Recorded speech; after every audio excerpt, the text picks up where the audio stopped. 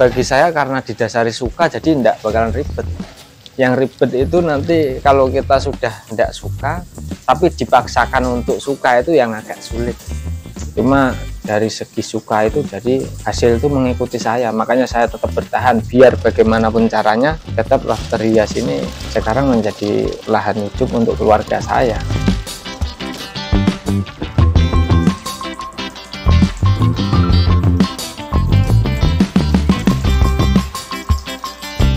Assalamualaikum warahmatullahi wabarakatuh. Perkenalkan, nama saya Agus Hendrianto, pemilik usaha lobster hias Nisa Mina Lobster yang beralamat di Dusun Tosaren, RT 1 RW 6, Kelurahan Kradenan, Kecamatan Serumbung, Kabupaten Magelang, Jawa Tengah. Awal mula saya untuk memulai usaha lobster ini ya karena senang dengan yang dominan hias gitu ya. Ya sejenis ikan atau apapun yang berhias itu saya udah senang. Untuk keuntungan itu ya menjanjikan sih bagi saya karena saya sudah merasakan. Tapi kalau untuk orang lain yang belum memulai, nanti kalau diceritakan baiknya, nanti kalau pas ketabrak susahnya itu malah jadi repot.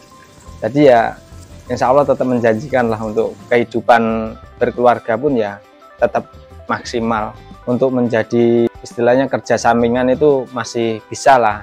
Dulu untuk lobster hias ini saya belajar di istilahnya cuma ikut sama orang itu loh. Terus dari ikan hias, terus saya kok melihat lobster hias ini, terus tak beli, terus tak pelihara di rumah, dan akhirnya sampai sekarang ini.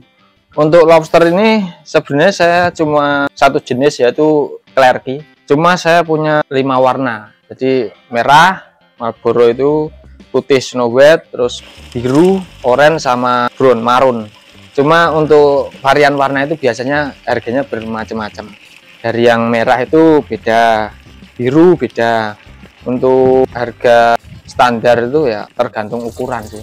Ukuran besar kecilnya lobster, lebih besar lebih mahal, dan corak warna lah ini. Untuk memulai budidaya lobster hias, yang pertama tetap untuk lahan, kolam, terus nanti tergantung kita mau main di bibit dulu, atau mau di remaja, atau mau langsung indukan, dan indukan yang bertelur juga bisa. Tergantung kita nanti mau memulai pembelajaran dari mana. Terutama itu tetap kolam. Kolam bisa pakai terpal, bisa plastik UV, bisa pakai kolam beton juga lebih bagus. Cuma ya untuk biaya memang paling banyak pakai kolam beton itu biayanya. Untuk biaya perawatan satu kolam itu kalau pakai pelet mungkin per minggunya bisa sekitar 1-2 kilo tok. Itu juga bisa pakai sayuran nanti. Untuk keseharian saya ya cuma ngasih makan, nyortir yang kecil, yang besar itu dipinali, terus kita nguras kolam. Itu nguras kolam itu enggak perlu sering-sering karena kalau airnya enggak bau tetap masih aman. Butuh waktu lama, kalau kita punya sedikit ya masih bisa ditinggal nongkrong. Cuma kalau udah banyak ya mungkin kita bisa mengurangi waktu nongkrong kita untuk menyeriusi apa yang kita geluti. Untuk indukan itu cuma main tebar aja, air ya tenang bisa, cuma air ngalir lebih bagus. Itu nanti sekitar jangka waktu 1 bulan itu nanti kita kuras. Terus kita pilihin satu persatu yang mana yang bertelur, mana yang tidak. Nah, yang bertelur itu nanti kelihatan kalau kita lobsternya dibalik, ada telurnya warna hitam itu nanti. Kalau putih ya warna putih. Terus nanti kita pisahkan di baskom. Baskom itu mau pakai gas galon bisa, pakai baskom yang kotak bulat itu sembarang macam baskom bisa. Itu nanti jangka waktunya kurang lebih 20 hari menetas. Terus untuk yang remaja cuma kita tebar seukuran rokok, itu nanti kita tunggu 1 bulan udah seukuran jari telunjuk, kurang dewasa kalau memang pakannya maksimal. Usaha lobster itu bagi saya karena didasari suka, jadi tidak bakalan ribet. Yang ribet itu nanti kalau kita sudah tidak suka tapi dipaksakan untuk suka, itu yang agak sulit. Nah, untuk perawatan itu mudah sekali untuk ini, apalagi kalau kita punya partner untuk sharing masalah budidaya, masalah ternak, masalah penjualan, tuh lebih mudah lah kita.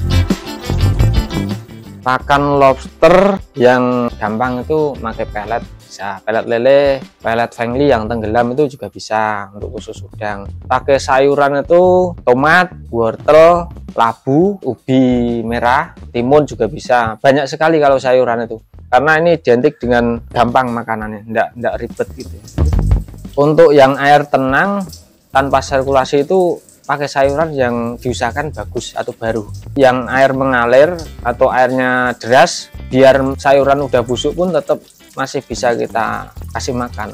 Air yang tenang kenapa tidak pakai sayuran yang busuk itu karena tidak ada perputaran. Jadi resiko nanti kalau kita kasih makan sayuran yang busuk, jangka waktu paling 1 hari 1 malam itu air sudah bau dan menimbulkan lobster jadi mabuk lalu mati. Untuk waktu pemberian pakan itu saya biasanya sore, karena lobster hias ini identik pergerakannya atau mencari makan itu malam. Tapi kalau misalnya sampean kok sore nggak bisa, bebas seselaunya sampean, yang penting rutin. Yang penting kalau kita ngasih makan ke lobster itu jangan over pakan. Nanti kalau over pakan, biarpun air ngalir tetap mabuk, karena sisa-sisa makanan itu kan nanti terus menimbulkan bau. Kalau pakai pelet itu saya dari awal sampai panen tuh khusus per 100 ekor tuh ya paling 10-an kilo dari awal netes itu. Untuk sayur lebih murah sih. Kalau kita mau pakai sayur itu daya tahan tubuhnya itu lebih kuat. Kalau lobster siap panen atau tidaknya itu saya identik sama permintaan pasar. Jadi biarpun itu lobster baru umur 1 bulan, kalau pasar sudah minta dan ukurannya cocok ya saya jual. Tapi ada juga yang jangka waktunya sampai 2 bulan. Kadang juga ada yang 3 bulan baru minta, itu nanti kita pilihkan ukuran yang memang sudah indukan. Untuk panen itu kalau di saya itu 1 bulan sekali bisa, 1 minggu sekali bisa, 2 minggu juga bisa, bahkan 3 hari sekali juga bisa. Kalau memang permintaan pasar ada, saya siap untuk menanenkan 3 hari sekali itu. Untuk ciri-ciri lobster yang bagus itu lebih cenderung ke pergerakannya. Kalau dia itu malam itu lebih aktif, dan itu bagus. Cuma kalau yang kurang bagus itu cenderung diem. Kendala itu pasti ada, dan itu pasti datang di awal mulai bisnis kita. Kendala untuk pemasaran tuh yang paling mendasar sekali, itu pemasaran tuh. Kalau kita tidak punya basic untuk menjadi marketplace itu agak sulit. Makanya kalau kita mau memulai, lebih baik belum tahu kita ya sering-sering konfirmasi. Terus untuk kendala di lapangan, di kolam itu biasanya musuhnya kalau di rumah atau di kampung itu biasanya cuma ya anak-anak kecil, itu biasa lah, 1-2 itu sering ganggu, itu biasa karena identik dengan pajangan yang saya pelihara ini. Untuk kendala di kebun atau di sawah itu cuma burung. Mengatasi kendala itu ya nanti kita pasang paranet atau jaring yang di atas kolam itu supaya lebih aman. Untuk penyakit lobster itu biasanya jamur di bagian pantat itu biasanya disebabkan karena airnya terlalu kotor, banyak lumpur. Biasanya ada anakan capung yang bertelur di situ, nanti itu juga hama. Untuk lobster yang sudah kena jamur itu nanti kita karantina, diamkan aja, jangan dikasih makan. Hasil karantina itu kalau gagal ya mati, kalau sembuh ya hidup lagi. Itu cukup kita diamkan aja, ndak usah dikasih makan.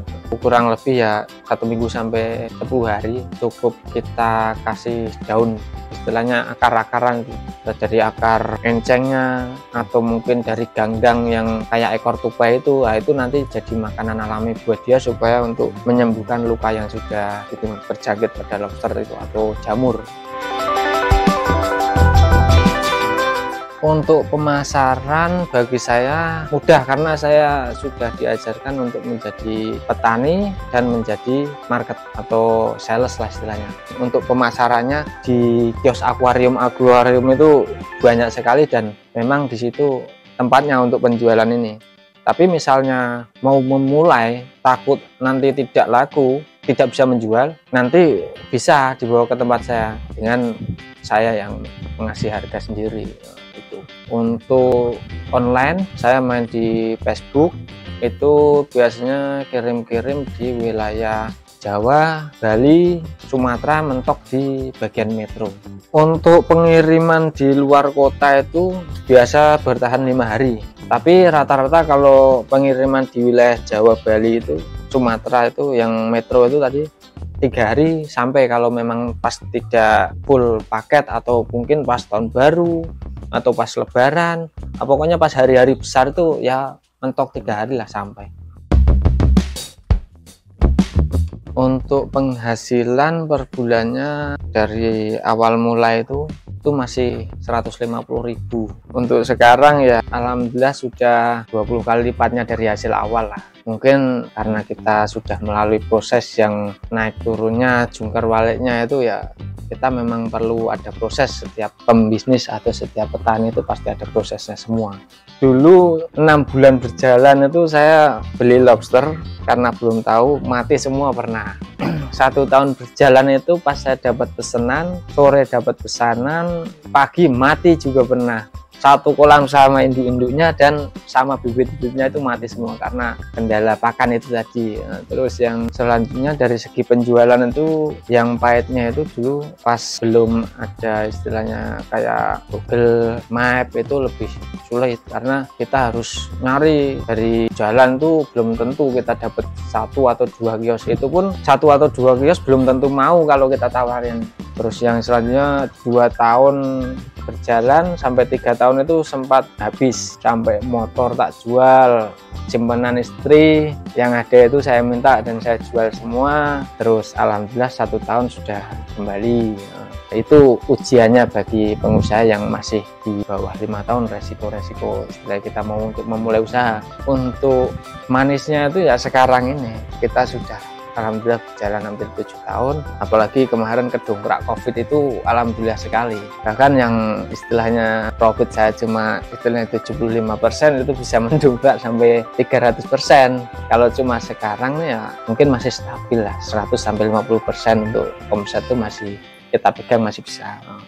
Kalau memang ada ketertarikan untuk memulai budidaya lobster hias ini, cukup lewat WA di nomor 0852 5220 1650. Itu nanti bisa konfirmasi dulu. Kalau lebih bagusnya mau datang ke rumah 24 jam nonstop, mau malam, mau pagi, mau sore, yang penting konfirmasi lewat nomor WA dulu. Manusia itu kan punya rezeki masing-masing dan tidak bakal tertukar. Setiap manusia punya kesempatan untuk memulai apapun usaha itu. Kamu mau usaha lobster, kamu punya kesempatan, tinggal kamu mau ngambil atau tidak kesempatan itu. Kamu mau ikut sama orang pun punya kesempatan. Nah, kamu mau bertahan ikut sama orang atau mau memulai bisnis usaha yang kamu bisa. Yang penting kamu harus yakin, kalau memang mau usaha itu harus yakin bahwa kamu bisa, jangan setengah-setengah. Kalau setengah-setengah ya itulah terlalu banyak rintangannya. Kalau kita yakin, kita suka, insya Allah dipermudah. Kita tetap main receh tapi uangnya aja gitu, lebih cenderung ke landai. Setiap orang itu kan punya kriteria berbeda-beda. Jadi saya suka ini kok kamu tak paksa suka ini, tidak mungkin kan. Jadi carilah peluang usaha yang memang timbul dari dalam diri sampean sendiri, jangan karena dari diri orang lain.